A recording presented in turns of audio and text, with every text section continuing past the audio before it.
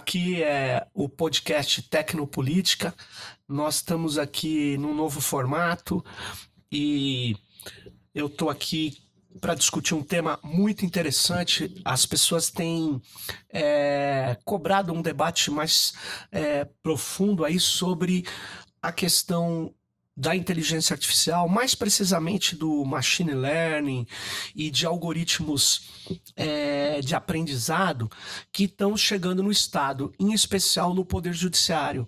Então, eu estou aqui com o Henrique Félix aqui, que é mestre em Direito pela UNB. Eu tive na banca do Henrique, foi sobre governança na internet, né?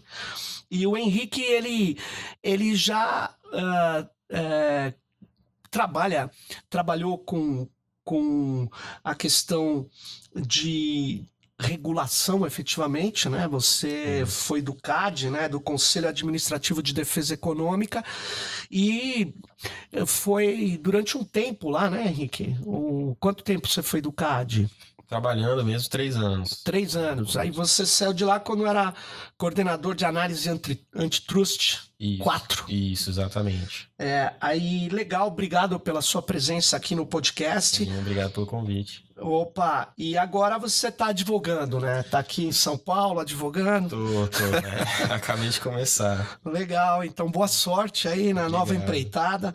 Mas você me parece que não vai ter dificuldade, não. Inclusive, você tem um texto aí de um levantamento, né, acadêmico, bibliográfico, a respeito da chamada regulação algorítmica, né? Isso. Então, porque o primeiro programa desse podcast Tecnopolítica foi com a Yumi, ela discutindo a questão dos algoritmos, né? E agora a gente está voltando aqui nesse episódio para discutir a questão dos algoritmos no poder público, em especial no poder judiciário, né? Então, há muitas dúvidas, muitos mitos, muitos equívocos, muitas perguntas. Então, vamos começar aqui dizendo o seguinte: o STF, há um tempo atrás, aí, disse que vai... já tem um projeto até com a ONB, né, de uso de algoritmos de inteligência artificial para... a dinâmica, para trabalhar a dinâmica ali dentro do STF, né? O que você acha desses algoritmos, esses algoritmos de machine learning que aprendem, que se alteram? O que você vê de vantagens e desvantagens nele, do ponto de vista de quem tem que regular esses processos no setor público? É uma pergunta complicada, né? Eu acho que depende muito do uso, né, que vai ser feito desse algoritmo, porque a gente tem visto no mundo, assim, exemplos muito radicalmente diferentes de como o algoritmo pode ser usado.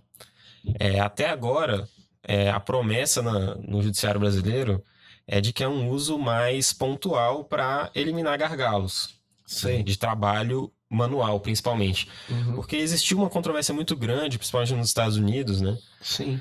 Sobre o sistema, principalmente do Compass, que é um sistema de prever reincidência de crimes, e aí existiu todo um movimento acerca de como esse algoritmo poderia ser enviesado racialmente, por exemplo, ou por outros critérios.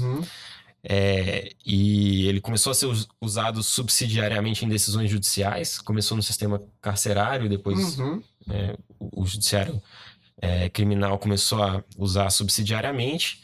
E isso gerou uma controvérsia muito grande lá e uma preocupação de que, bom, e agora algoritmos vão substituir a decisão judicial? Como é que isso vai ser feito, né? E no Brasil, o discurso da indústria, né, das empresas privadas que estão fazendo esse tipo de solução, e também do judiciário, tem sido muito mais cauteloso e num tom muito diferente, já conhecendo também essa polêmica internacional, né, esse precedente aí. Então tem sido esse discurso de, olha, a gente vai automatizar um pedaço do trabalho que é mecânico. Sim. E vai deixar mais espaço para o trabalho realmente que é do advogado, que é do jurista, que é um trabalho intelectual que o algoritmo não vai substituir. Esse tem sido o discurso da indústria e do judiciário. Ou seja, ele vai usar então esse algoritmo sofisticado, né, que vai se alterando conforme a estrutura de dados ou conforme os objetivos que ele tem, que é esse algoritmo de aprendizado, né?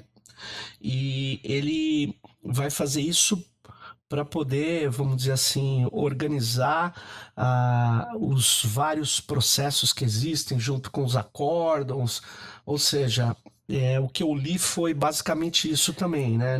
Mas eu também li que isso seria só o começo, né? Mas mesmo nessa questão da organização dos processos, né? Da leitura, vamos dizer assim, automatizada pela máquina, né? Dos vários documentos que tem, isso pode trazer uma série de erros, né? Por mais que você tenha um cuidado na programação ou na modelagem, né? Você pode ter problemas de projetos que são, ou melhor, de processos que são extremamente relevantes que não vão estar sendo apreciados porque o algoritmo teria feito um ou outro tipo de escolha. E se isso de fato acontecer, será que isso está sendo previsto? O que é como é que vamos dizer assim, os assessores dos tribunais vão saber que isso está acontecendo, né? Eu acho que isso passa por uma questão muito maior do que simplesmente o algoritmo e entra numa questão de como que vai ser feito o desenho tanto institucional, né, de como naquele meio o algoritmo vai ser implementado, quais são as práticas de cuidado, de ética, etc., os procedimentos que vão ser adotados internos. Por exemplo, você pode colocar um algoritmo para escrever uma minuta de uma decisão simples, por exemplo, um despacho muito simples, e você revisa, ou você pode botar o algoritmo para já escrever e publicar. Sim. Existem, entendeu? Práticas institucionais lá dentro. Né? E também existem, talvez, acho que vai ser necessário se repensar um pouco quais são as garantias processuais que vão existir de um ponto de vista de processo civil, de processo penal, etc. E como que isso se adequa às normas constitucionais, né, aos direitos fundamentais, à ampla defesa, etc., a transparência, né, como que isso entra na questão, para que uma pessoa possa se defender de uma decisão, recorrer de uma decisão, entender a taxa de erro dos algoritmos. Uhum. E, de fato, esses algoritmos eles têm uma taxa de erro, né? E é interessante a gente comparar com a taxa de erro humano, né? Porque quando a gente fala de erro de algoritmo, a gente tem que levar em consideração que as pessoas também erram muito no judiciário. Porque, lógico, é um trabalho... Às vezes o judiciário também está abarrotado, tem metas, etc. Sim. E a promessa, pelo menos desses primeiros algoritmos, é o seguinte, olha, eu consigo... O algoritmo, o que ele faz? Por exemplo, esse Vitor, né? Ele classifica documento. Esse documento é uma petição, esse documento é uma decisão, esse documento... Uhum. Então, quer dizer, é uma tarefa que é extremamente manual. Sim. Realmente ela tem pouca consequência. E agora, nesse momento, o algoritmo da publicação, na última vez que eu vi, do pessoal que estava desenvolvendo isso na UNB, sim, tem uma taxa de acerto de 90%, mais ou menos. Ou seja, tem 10 de erro ainda. Tem 10 de erro ainda. Sim. O que, assim, considerando o fato de que é extremamente... O dado que eles estão trabalhando é extremamente desestruturado, Uhum. que é basicamente PDF de tudo da justiça. Você imagina. É um absurdo. Assim, todos os formatos de justiça estadual, de justiça federal, diferentes, etc. É uma taxa de acerto bem razoável, sabe? Mas eu acho que ainda, talvez, a taxa de acerto humano seja melhor. Mas aí você tem que pensar na economia para os cofres públicos também, né? Quanto tempo esses assessores estão lá... Uhum. Fazendo uma análise que é estritamente mecânica e que não tem essa consequência dessa decisão judicial mesmo. Claro, isso é um trabalho interessante e é o que você disse. Se ele ficar só aí, vamos dizer, o prejuízo que pode ocorrer num viés é muito menos grave do que uma decisão judicial ou como estava no caso do Compass, né, que é nos Estados Unidos, esse sistema que definia ou sugeria ao juiz quanto ele deveria dar de pena para um réu. E isso é complicado, né? Porque como ele se baseava em decisões judiciais anteriores nos Estados Unidos, ele trouxe para a decisão aquilo que estava na justiça americana, que era o racismo. Então, por isso que foi constatado que ele era muito mais duro contra negros do que contra brancos de alta periculosidade. Então, o programador ou modelador, ele desconsiderou isso, né? Essa história dos bancos de dados, que seria fundamental para que ele pudesse ter uma decisão. Então, no caso brasileiro, nós não vamos chegar a definir pena, não vamos chegar a decisão. É o que eles dizem aí nas matérias, por enquanto. Então, já que estamos na fase do por enquanto, seria interessante a gente, com a experiência que ocorreu nos Estados Unidos e em outras situações também, que não são só do Poder Judiciário, nós, por exemplo, eu estou me lembrando agora que o Google, né, logo que ele soltou a classificação de imagens, né, ele cometeu um equívoco, né? Me parece porque ele colocou o algoritmo de aprendizado de máquina para olhar muitas fotos, muitas imagens e poder saber que aquilo é uma caixa, que aquilo é um cachorro, que aquilo é um ser humano. Só que ele colocou um padrão específico de físico e étnico de ser humano, a ponto que nas primeiras definições do buscador nas imagens, ele definia, por exemplo, que uma pessoa negra não era um ser humano. E isso foi denunciado como um grave viés racista do algoritmo, porque existe na hora de você montar até mesmo o processo de aprendizagem, você tem que avaliar os possíveis equívocos que vão ocorrer. Isso não é tão simples, né? Então, será que esses projetos do judiciário brasileiro, nessa fase ainda do design, na fase do planejamento, será que eles estão seguindo um protocolo de, vamos dizer assim, de correção de viés? Isso seria uma primeira questão crucial para quando a gente vai trabalhar com esses algoritmos que se alteram, né? A primeira, não é a única. Não, com certeza. Não, eu concordo muito com o que você diz. Acho que é uma oportunidade muito boa que a gente tem de estar fazendo as coisas com um pouco mais de calma do que foi feito, do que costuma ser feito, na verdade, no sistema judicial americano, né?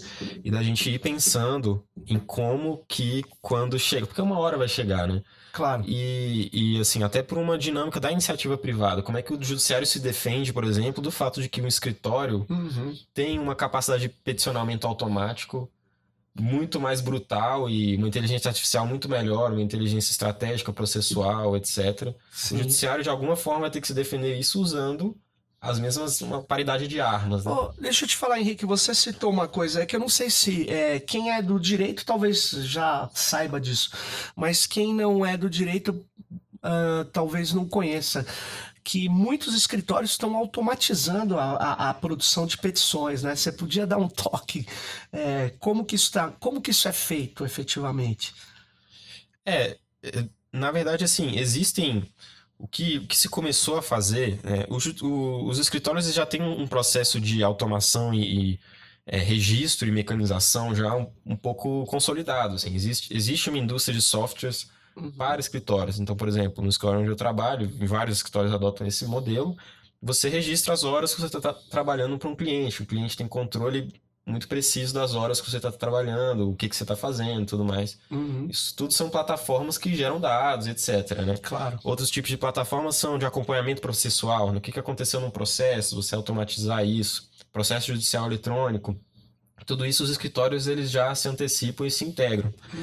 E a partir disso vem surgindo uma indústria que que começou a se integrar também com a indústria de dados e inteligência de dados privada, que é um grande problema também, porque como a gente não tem dados abertos implementados de fato no Brasil, quem tem dado aberto de fato é quem tem dinheiro para pegar o dado que tá, né, não está amigável do governo, por exemplo, de uma base de dados públicos, integrar esse dado, né? E vender inteligência sobre isso. Então, hoje você tem ferramentas para os advogados, por exemplo, de inteligência judicial no seguinte sentido: olha, se o seu processo cair nesse juiz, nessa vara, a chance de você ganhar é tal, com tal argumento, etc. Entendeu? Ou seja, está sendo já corriqueiramente analisado. Sim, e naturalmente os escritórios que têm mais dinheiro, mais acesso, né, ganham em cima disso. Agora, tá havendo discussões interessantes assim, sobre isso. Por exemplo, o TJ de São Paulo, né, ele tentou contratar a Microsoft para colocar os dados dos usuários na nuvem da Microsoft, ou seja, nos Estados Unidos. E aí o CNJ veio e falou: não, você não pode fazer isso porque isso é dado brasileiro, isso é, né, dado sensível, tem que ser feito pela nossa regulação interna de processo judicial eletrônico. E aí você tem a OAB também começou a entrar nessa discussão e começou a falar: olha, a gente vai ofertar uma plataforma para os advogados, gratuita para os advogados, ou com um preço módico, ainda está, pelo que eu vi, ainda estava se discutindo, junto com a indústria, né? Então, dessa indústria de provimento de peticionamento automático, inteligência judicial, etc. O que poderia ser interessante para mitigar algumas desigualdades de acesso a esse tipo de ferramenta, né? Claro. Mas, basicamente, para desmistificar um pouco, né? Esse tipo de peticionamento ele ainda está numa fase muito simples. Então, por exemplo, existem causas que são muito repetitivas e que são muito fáceis de você automatizar. São petições simples. É como se fosse quase um formulário, digamos assim, esse tipo de petição. Você entra com alguns dados, ele vai reescrevendo aquilo. E aí fica simples e, em geral, o advogado ele tem acesso à revisão da peça, né? Então, o que o algoritmo faz é uma minuta, é uma automatização de trabalho praticamente manual. Entendi. E pouco... isso, para quem faz, sei lá, aquelas cobranças em escala, isso é uma maravilha. Então... cobrança tributária, ação trabalhista contra, sabe, muitas milhares de pessoas contra a mesma empresa ou o mesmo tipo de causa. Então são ações localizadas, por enquanto, fáceis de automatizar. Então, mas isso já está avançando. Isso já existe. Já existe. Agora, voltando aqui à questão que a gente estava falando, quer dizer, os tribunais, eles estão com essa iniciativa pioneira aí do STF e do Conselho Nacional de Justiça, eles estão dizendo claramente: nós vamos para o que é chamado nesse guarda-chuva de inteligência artificial. E inteligência artificial é uma coisa muito abstrata, né? Na verdade, eles estão usando... Um péssimo nome, né? Um péssimo nome, mas enfim, eles estão usando esse nome. Vamos usar aqui para a gente não ter que explicar toda hora. Então, eles vão utilizar algoritmos de aprendizado de máquina, de aprendizado profundo, algoritmos genéticos, esses algoritmos que têm uma capacidade muito grande de aprender, de contornar erros, cumprir finalidades que muitas vezes vão no processo que ele opera, ele vai se alterando profundamente. Então, essa é uma das grandes questões na literatura das ciências humanas sobre isso, né? Que você deve ter acompanhado naquele levantamento que você fez da bibliografia sobre regulação e governança algorítmica, né? Existe um autor inglês chamado Lucas Introna. Ele diz o seguinte: olha, o algoritmo de machine learning, por exemplo, de deep learning, ele é impossível de você observá-lo. Então ele vai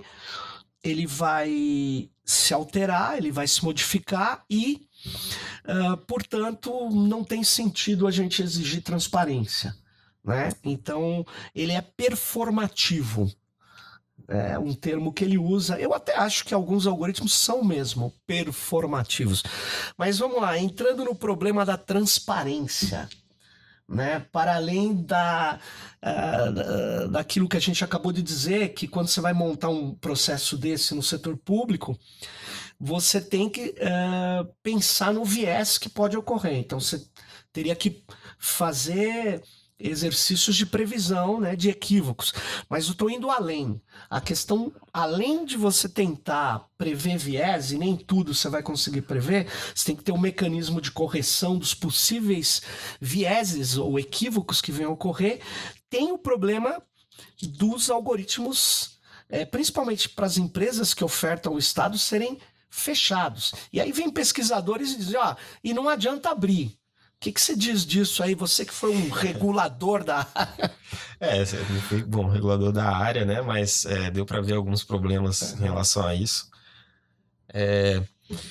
Basicamente, eu acho que essa questão da transparência ela tem muitos aspectos, né? Acho que talvez a gente separar um pouco o que a gente está discutindo. Acho que, em primeiro lugar, esse discurso de que o algoritmo ele é opaco por natureza, né? Porque é um algoritmo indeterminista, porque ele aprende, porque ele, no fundo, você tem um grau de imprevisibilidade no próprio algoritmo e é muito difícil você entender as, digamos, decisões do algoritmo, né? Claro. Isso é um discurso que, por mais que ele seja verdadeiro para uma solução só, né, um algoritmo só, qual vai ser o resultado daquele algoritmo quando você rodar ele, essa imprevisibilidade ela pode ser mais ou menos controlada. Né? Então, por exemplo, você sabe que o algoritmo tem uma taxa de acerto. Quem determina o que o algoritmo vai fazer ou não é você. Por exemplo, muitos desses algoritmos são algoritmos de reconhecimento, né? Sim. Que tipo de ação nós estamos tratando? Que tipo de perfil criminoso ou não nós estamos tratando? Se é que você acredita nesse tipo de criminologia, né? Mas Pois é.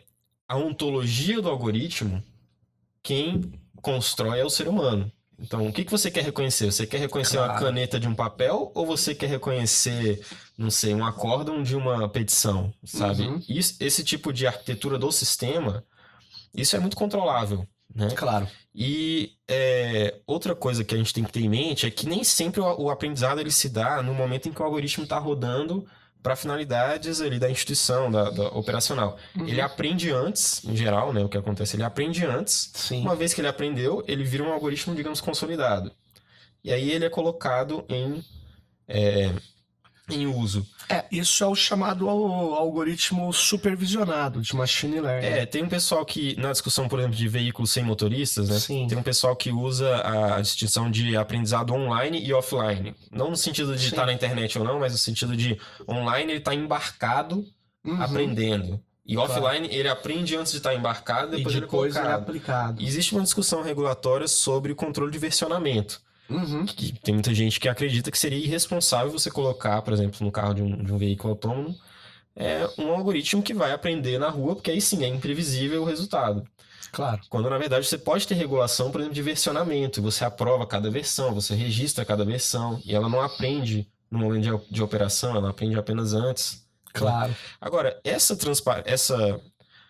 um pouco de dificuldade, um certo indeterminismo de algumas soluções, de algumas partes da solução, que na verdade é uma solução de otimização, por isso que inteligência artificial é um nome meio ruim, né? Claro. Ela tem usado como uma mística, tem sido usado como uma mística, assim, né? Como uma mitologia, assim. E as empresas também se apropriam disso. Por exemplo, Vitor, né? Doutora Luísa é o nome de outro software do judiciário. Eli...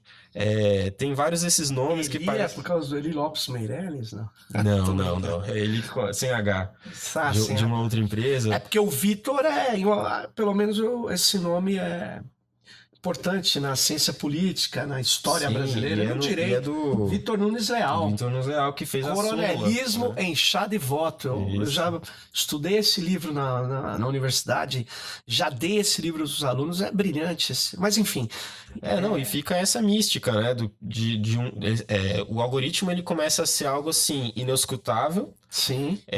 E que é realmente de inteligência artificial, quando na verdade são métodos de otimização e automação que são muito mais controláveis do que...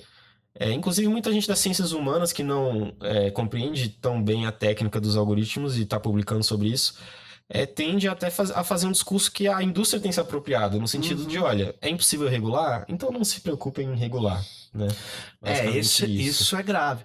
Agora, tem uma outra coisa que me chamou muita atenção, porque o algoritmo em si, É claro, ele é modelado, ele é desenvolvido, ele tem um trabalho estatístico, tem um trabalho do programador, depois tem um trabalho daqueles que definiram o que eles chamam de regras de negócio, tem muita gente envolvida, mas é interessante o seguinte, tudo isso muito dificilmente está isolado.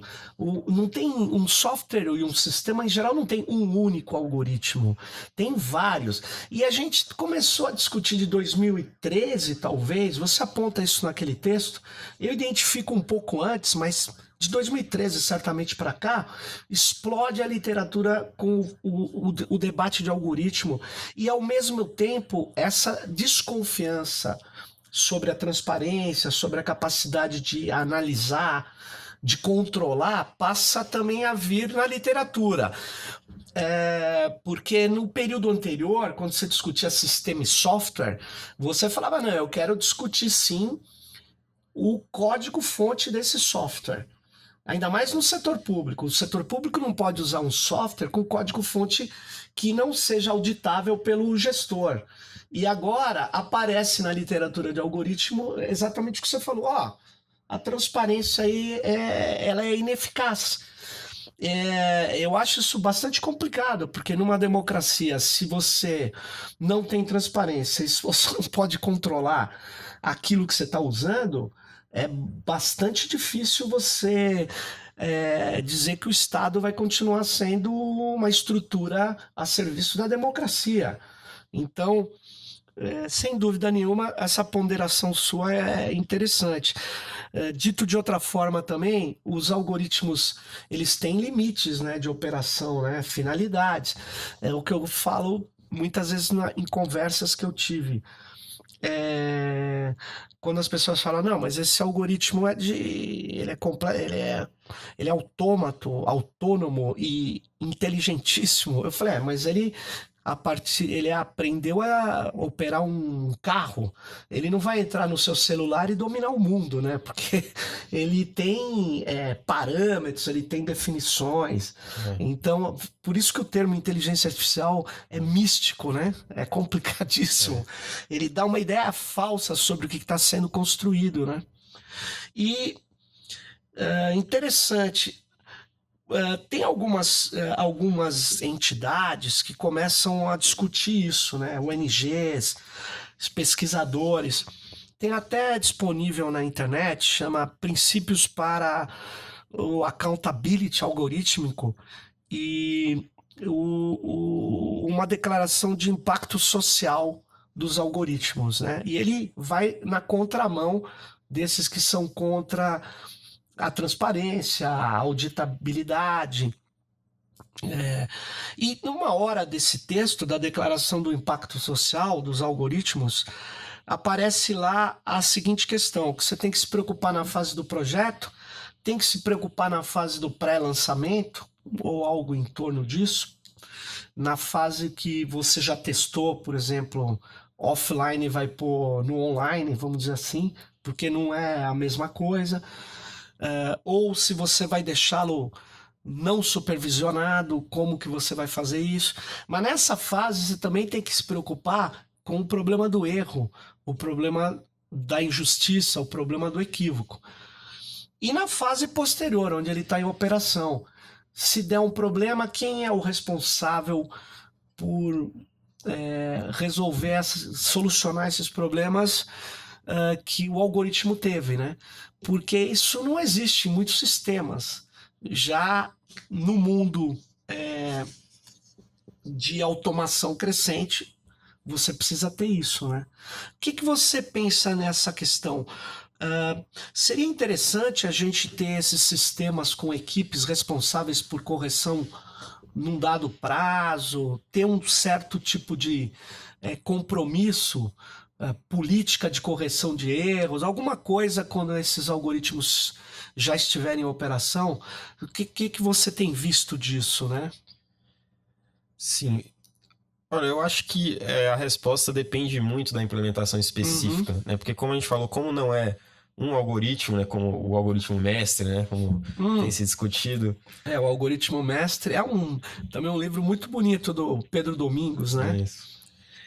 Como não é um algoritmo, são vários algoritmos, são vários jeitos de implementar os algoritmos em diferentes Claro. graus de controle e situações. E, por exemplo, né, a questão da transparência do código-fonte. Para mim, a regra deveria ser a transparência para usos públicos, né, em serviços públicos, esse Claro. tipo de coisa. Mas, às vezes, ela não é tão boa, assim. Pode ter exceções. Então, em mercados que são muito precificados, por exemplo, as indústrias vão conhecer o código-fonte, elas vão precificar se vale a pena fazer uma atividade ilegal ou não, por exemplo. Uhum. Talvez valha a pena você manter a indeterminação como é, hoje em dia, a indeterminação da mente de um juiz, né? A gente pensa que Uhum. bom, o algoritmo é indeterminado, a gente não consegue regular, mas as pessoas também são indeterminadas e a gente regula, né?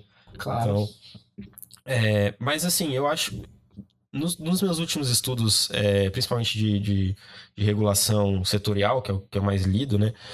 Eu tenho pensado que esse tipo de controle que você diz sobre a revisão de erros, a transparência, etc., talvez ele não seja tão fácil de fazer em grande escala, Uhum. em ampla escala, na verdade. Talvez ele tenha que ser feito de maneira setorial mesmo. Porque qual é a demanda de transparência, por exemplo, para um carro autônomo? Ela vai ser bem diferente da demanda de transparência Sim, para um processo judicial. É claro. evidente isso. E os processos, os protocolos de segurança, o que pode ter de discriminação algorítmica e o que não pode, né? Às vezes o carro ele está reconhecendo uma forma, sei lá, ele consegue reconhecer menos pessoas de um jeito e pessoas de outro, que é diferente do que vai acontecer na justiça.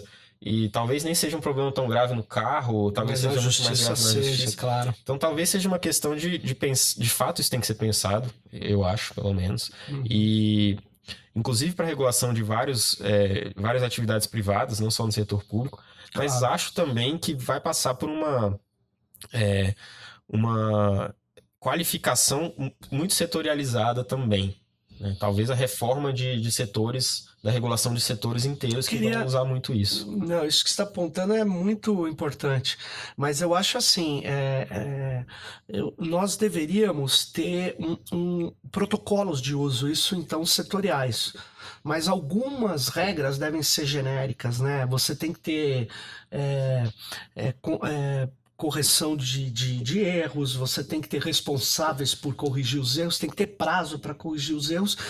E isso depende de cada setor, sem dúvida nenhuma, e da qualidade e dos riscos envolvidos com cada tipo de sistema algorítmico. Eu acho que também não é a mesma coisa em todos.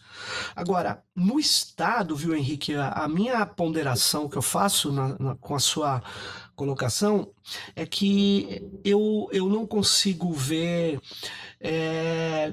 como você não abrir o código fonte de uma solução tecnológica, eu não consigo ver. Certo na área de defesa, mas mesmo assim, a área militar especificamente, né? Eu não tenho dificuldade, eu vou te falar pelo seguinte, quando a gente estava discutindo há muito tempo atrás, a Free Software Foundation Brasil, né? Ela exigiu a abertura do código daquele software de imposto de renda que a gente usa. E a Receita Federal no começo disse que não, aquilo era sigiloso, poderia prejudicar a análise deles. Eu falei, não, não pode prejudicar, porque o software não contém nada que possa estar fora da lei. Não pode. Então, todas as rotinas que estão nele são rotinas que é do setor público para analisar. Ali não pode. Ele fala, mas se você pôs um valor e trocou outro, eu vou saber. Quer dizer que vocês estão fazendo isso? Então, você está embutindo uma memória no software para saber que eu botei 10, depois eu reduzi para 5, mas isso é um absurdo, porque eu posso ter errado. E como é que isso pode ser considerado prova?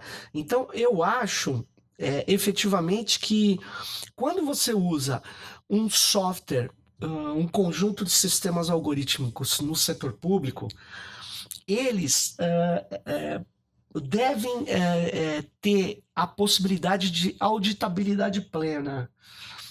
Eu não, sinceramente, eu não consigo ver uma área onde o conhecendo o algoritmo ou suas rotinas ou conhecendo o código-fonte possa prejudicar ou dar mais força para um lado ou para um outro da sociedade. Claro que você vai me dizer, ó, as grandes corporações sempre vão se beneficiar mais porque elas têm mais capacidade de baixar esse código-fonte, analisá-lo e operar sobre ele. Eu concordo, mas não seria o fechamento que vai dar menor capacidade para as grandes corporações. Ao contrário, a abertura dá mais capacidade para quem é de uma ONG, para quem é de um grupo de sindicatos que resolvem fazer uma auditoria e contratar técnicos, já que eles não têm a aptidão técnica para fazer. Mas é isso, eu faço essa ponderação só porque eu acho que é extremamente importante que a gente tenha alguns critérios para poder, nesse mundo cada vez mais tecnológico, de soluções automatizantes, né, vamos dizer assim, algorítmicas, a gente tem a questão da transparência, eu acho que é decisiva, né? Não sei se você conhece uma área específica que possa fazer um contraponto com o que eu falei, mas enfim, é só uma ponderação aí. Não, mas eu tendo a concordar.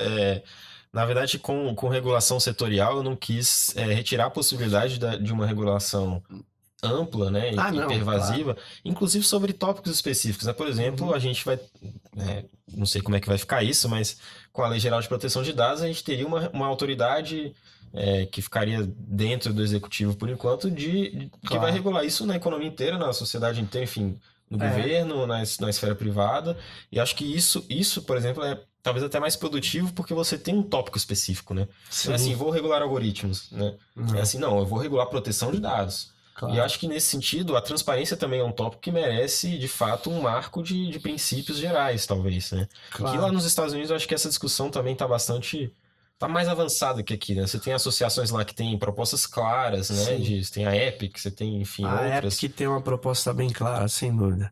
Mas eu acho que também usar código-fonte no governo é uma luta que é muito mais ampla e vai para além de algoritmos, né? Vai. É um problema de política pública e um problema do fato de que a indústria de software está muito mais desenvolvida no setor privado e nos Estados Unidos, né? Em geral. Não, e agora ele, com essa.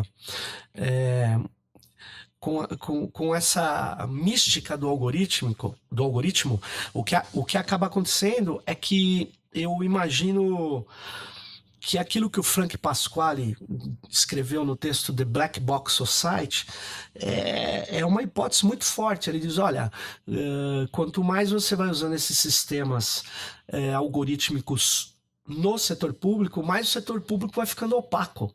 Por quê? Porque você, em geral, tem 3 critérios pelos quais é razoável não ser transparente o processo. Primeiro, o modelo de negócio da empresa que pode ter vendido para o Estado. Aliás, no exemplo que você deu no começo da conversa do Compass, no sistema judiciário americano, a empresa que produziu o algoritmo e o software, ela disse que não pode abrir o código-fonte para os advogados, para a sociedade, porque aquilo é um segredo de negócio dela. Então ela estudou muito aquilo para bolar aquilo e ela não vai abrir, porque ela ganha dinheiro com aquilo, né? Terceiro é a questão da legislação de copyright ou patente, mais copyright, que eles não poderiam abrir aí a operação no código fonte mesmo, não poderia abrir. E ele diz, o terceiro é que muitas vezes ele não quer abrir para que não dê uma vantagem ao usuário poder driblar as regras que estão embutidas no software. Então, esses três elementos acabam justificando uma opacidade quanto mais o Estado compra produtos dessas empresas. Isso é muito, muito complicado para a democracia. Eu acho que a gente... E para o gestor público, né? O regulador e para também o formulador de política pública, né? Com certeza. Eu acho que também... Eu não sei se você já passou pela experiência de trabalhar num lugar e vai ser implementado um sistema, não precisa ser de inteligência artificial. Assim. E aí você vê que quando você vai formalizar os procedimentos que nem sempre são formalizados ou nem sempre são unificados, dá um maior problema. E o problema não é propriamente o sistema. O problema é que o procedimento não é claro, o procedimento não é uniforme, o procedimento não cumpre a regra.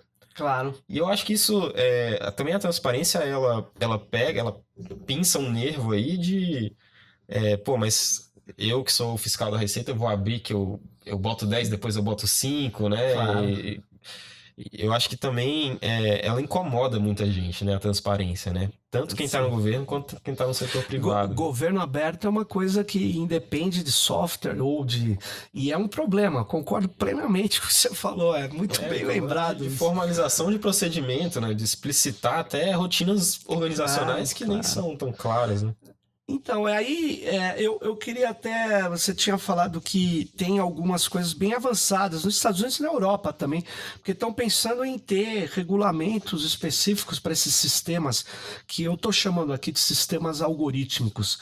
Porque, de fato, a lei de proteção de dados, ela, com autoridade, ela permite que se opere nesse terreno, mas a lei de proteção de dados ainda ela é muito genérica para discutir essas questões, né? Mas queria lembrar que na Epic tem um link, agora não vou saber exatamente qual é, mas tem os princípios que eu estava falando disso que seriam os algoritmos que se abririam para o accountability ou para a fiscalização, né? É que essa palavra em português é muito difícil de traduzir, accountability, né? É bem... Mas, enfim, tem o princípio da responsabilidade, da clareza ou explicabilidade, da precisão, da auditabilidade e da justiça. Me chamou muita atenção esse último princípio que eles estão bolando quando você usa um sistema algorítmico, você tem que certificar que as decisões não criem impactos discriminatórios ou injustos. Eu acho isso muito importante que esteja sendo pensado. E precisa trazer para o Brasil. Quando você está aplicando isso, você tem que ter... É isso que eu estava me reportando, certeza, né? Acho que talvez passe por uma discussão de constitucionalização do uso do algoritmo, né? Como seria isso? Bom, o princípio da não discriminação, ele é um princípio constitucional. Claro. Né? Claro. E existe um campo de estudos já que tem se consolidado de discriminação algorítmica, mas esse campo de estudos está muito ainda no exterior, né? E aqui a gente tem uma constituição diferente, né? É verdade. Às vezes a gente valoriza um aspecto da nossa sociedade que é mais importante que lá não se valoriza, etc.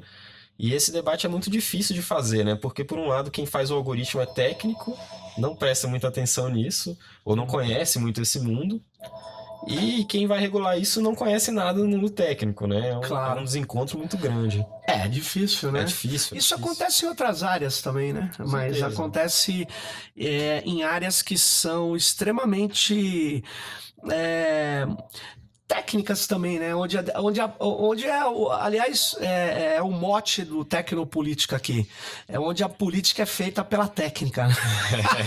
É que você diz assim, isso aí é um problema técnico. Não, ela interfere na condução dos negócios, da vida das pessoas, do dia a dia. Então, na verdade, é uma decisão política, né? Com certeza, então, com certeza. E às vezes jurídica também, né? Jurídica, não, em geral tem uma face jurídica, né? Porque a política democrática ela se faz, claro, num campo de liberdade, mas você tem o que eu chamaria de definições jurídicas, né, dessa liberdade. A liberdade não dá em árvore, né? A liberdade, muitas vezes, ela precisa ser protegida juridicamente. E especificada, né? Tanto você está falando dessa proteção jurídica ou da questão dos regulamentos da lei. Olha só, você pega a licença da comunidade software livre, a GPL, né? A General Public License. É a licença principal do software livre, né? Tem várias versões, mas ela é uma licença que protege a liberdade, de certa maneira, porque ela tem restrições ao fechamento do conhecimento embutido num software. Então, por quê? Porque percebeu-se que algumas corporações iriam usar o trabalho coletivo do software livre e fechar, como aconteceu com a Apple, né? Ela pegou um software que não tinha essa proteção, que só tinha a liberdade de utilização, de transformação, de distribuição, mas não tinha a restrição que tem a GPL, que é um código feito sobre a licença GPL e tem que continuar também GPL. Por quê? Você tem que a liberdade, ela é um elemento interessante. Você pode aparentar uma contradição, mas você tem que defender a liberdade contra aquilo que aqueles que querem colocar outros valores sobre ela, né? Então, por isso que eu acho que o campo de liberdade na sociedade está definido juridicamente também, né? Isso é importante. Uhum. Eu acho que e quando esse campo da liberdade começa a ser gestado, regulado, aí falando de outro tipo de regulação, a regulação do próprio algoritmo, então aí que a gente tem que falar quem regula o regulador, né? Quem regula o algoritmo, ou seja, para isso que a gente discutiu aqui, que quando esses algoritmos chegam no judiciário, é muito importante que toda a experiência que já tem sobre isso em outros países seja considerado e que você tenha quase que políticas de uso e políticas de desenvolvimento disso no setor público, principalmente no judiciário, onde a transparência é um elemento não único, mas é um elemento importante. Com certeza. E eu acho que falta muito essa visão no setor público brasileiro, porque até esse pessoal do Vitor, né, voltando para o algoritmo do STF, quando eles viram tanto de dado que o STF tinha, né, ficaram assim, cara, é um absurdo, assim. E o setor público brasileiro tem muito dado, né, e poderia ter uma política mais una de unir proteção de dados com gestão de dados e desenvolvimento de base de dados, o que significa infraestrutura também de serviço Claro. no setor público ou por meio de política pública, desenvolvimento de uma arquitetura jurídica de fazer proteção e transparência de código e de dado.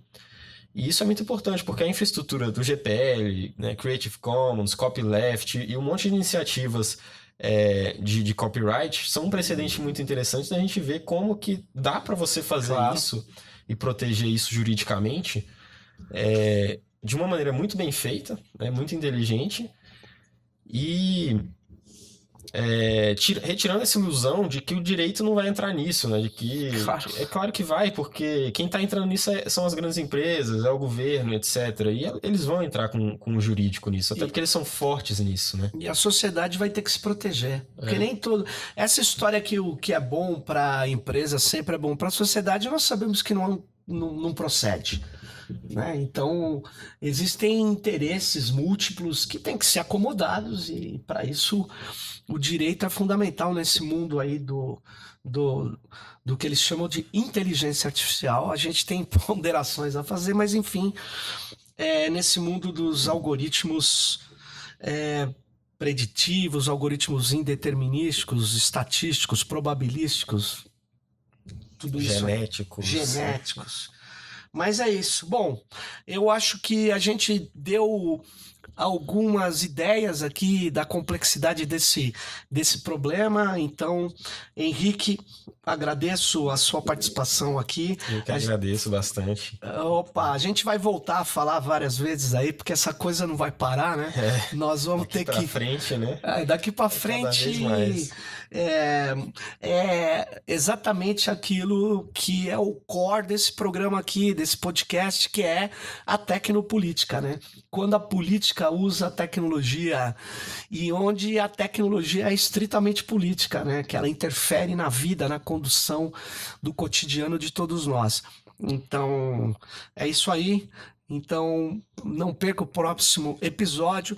E eu queria dizer que esse mês de maio, no começo, vai ter a Crypto Rave em São Paulo. Fique ligado, participe, colabore, acompanhe aí, a gente vai estar divulgando onde vai ser. E também muito provavelmente uma pessoa muito importante aí desse mundo do debate político da tecnologia vai estar no Brasil, que é o Morozov. Ele vai estar por aí, vai estar em São Paulo, se eu não me engano, ou no Rio. Eu ainda não sei, mas ele certamente estará aí. Então, fique ligado, vai ser uma participação muito interessante. Ele é bem inteligente, bem instigante, né? Traz temas cruciais aí para a gente refletir. Até a próxima aí. Valeu. Valeu.